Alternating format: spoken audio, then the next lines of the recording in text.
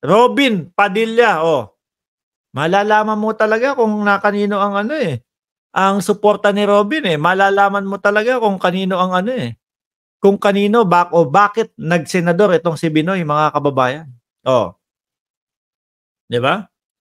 There is a need for the PNP to promote and protect human rights, sabi ni Senator Robin Hood Padilla, calling for an investigation into alleged use of unnecessary and excessive force during the attempted arrest of fugitive Apollo Kibuloy. Nung June 14 niya sinabi to. Oh, nung 2022, sabi dito, kasama na talaga yan sa EJK.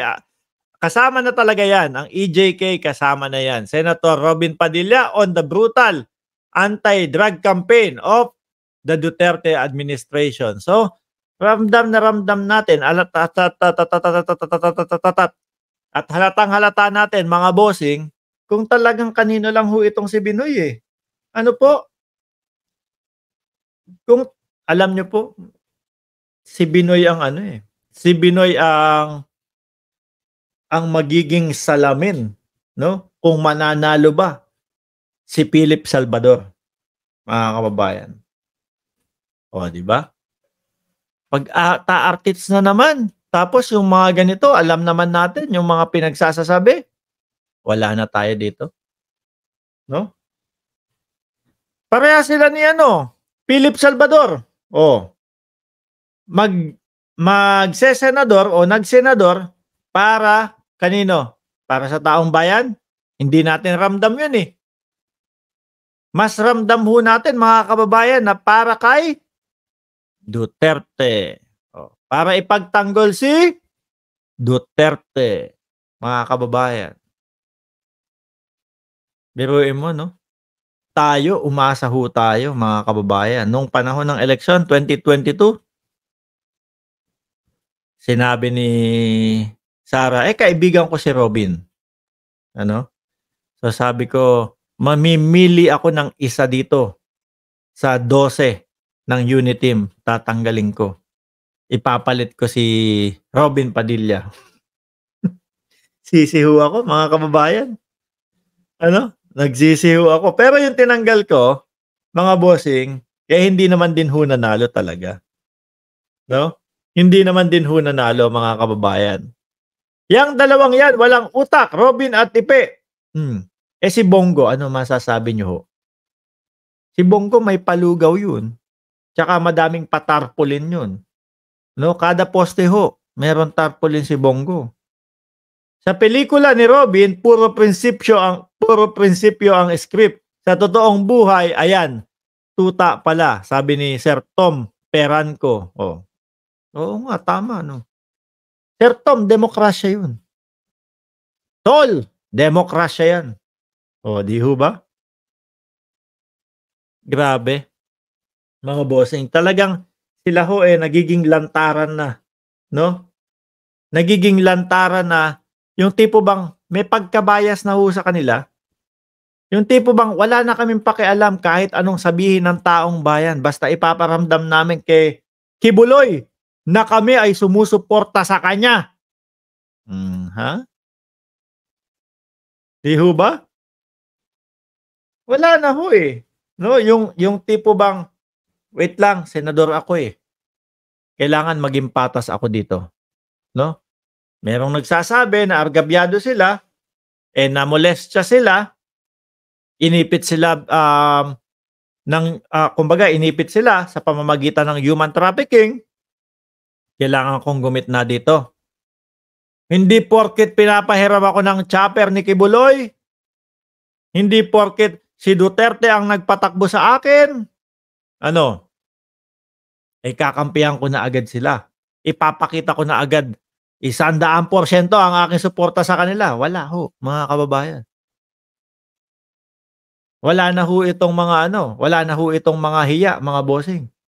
Ano naman, makita ng taong bayan. Basta ang importante, itong mga nagluklok sa akin at itong mga nakatulong sa akin, matulungan ko na ngayon ako'y may kapangyarihan. Sabi ni Ma'am Evangeline Cabico, malaki ang utang na loob Si Robin Padilla kay Duterte dahil si Duterte ang nagpalabas kay Robin sa pagkabilanggo. Kapag tinuloy ni Binoy yung Senate hearing investigation, ayan nga, mapapahiya siya kasi legit yung naging operation, correct? No? At mga kababayan, yung mga kapulisan naghain na ng kaso para doon sa mga alagad ni Kibuloy, no? Para doon sa mga may dalang improvised beng-beng, para doon sa may mga hawak na gulok, para doon sa may mga hawak na bolo habang nagdadasal ho daw sila, mga kababayan. Nagulat na lang ho kami, dumating yung mga kapulisan habang kami ay nagdadasal. Pero wag ka ha, habang nagdadasal, may mga reading gulok o mga bolo, mga kababayan, may improvised beng-beng pa. Sabi ko, eto talaga natiktikan ito eh. O may nagtiktik talaga dito eh. May nagsabi na, nako, eto na, parating na, humanda kayo ha. Humanda kayo at ihanda ninyo ang inyong mga armas. Kaya naman yung sinasabi ng mga ibang senador, ibang mga kung sino mang Poncio Pilato na excessive. Ayan ang patunay. No, na talagang manlalaban sila at talagang handa silang tumegi doon sa mga kapulisan. Baka sabihin nyo, hindi. Bakit may mga bolo? Bakit may mga itak? Bakit may mga improvised gun? Di ho ba? Gagawin niyang mga yan, kahit makapanakit na ng tao, basta maitaboy lang ho nila yung ating mga kapulisan. Di ba, Binoy? Ay, Diyos ko po, Lord. Dapat siguro ang naging apelido ni Robin Robin Padilla Duterte. Siguro masayang-masaya ho itong tao na ito. Robin Hood Duterte. Sobra ang paghanga eh. Kaya pati ang bayan Pilipinas isang tabi natin yan. Isang tabi natin yan. Mga kaibigan ko to eh. Malaki ang utang na loob ko dito sa mga ito eh.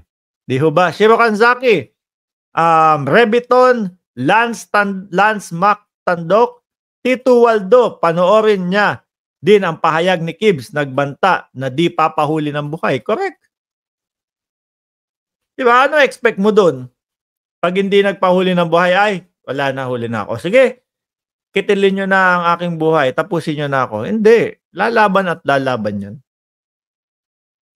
Lalaban at lalaban yan. Hindi ho ako magtataka, mga bossing, Chief Amo, sir, matatapos ho ito, yung pag-aresto niyan. Wag naman ho sana. Pero yun yung nakikita ko.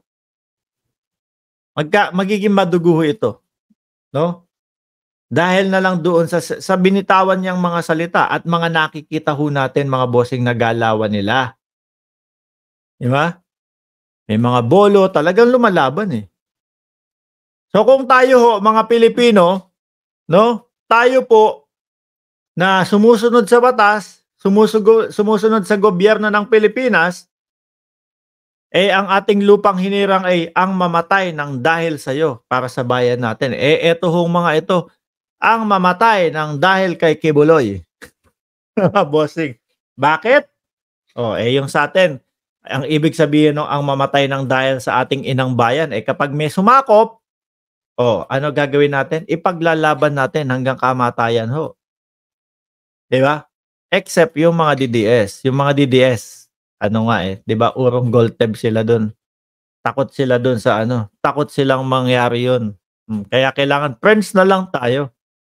Friends na lang tayo, China. Diba yung mga DDS? Okay na, sige, sa inyo na yan. Pero friends na lang tayo. Wag nyo na kaming galawin. Ganun ho yung katwiran nila. Pag sinakop ng China, kaka-friends natin, kakasabi natin ng wala. Wala kasi tayong laban yun eh. Yun, kinalto ka na yung apo mo. No? Kinalto ka na yung apo mo doon. Nung in future, kunyari, ganyan. Kinalto ka na yung anak mo. Pilipino ka lang. Chinese kami. Sa loob ng sarili mong bayan. Pak! Yun yata yung pangarap ng mga DDS mga bossing. Anyway,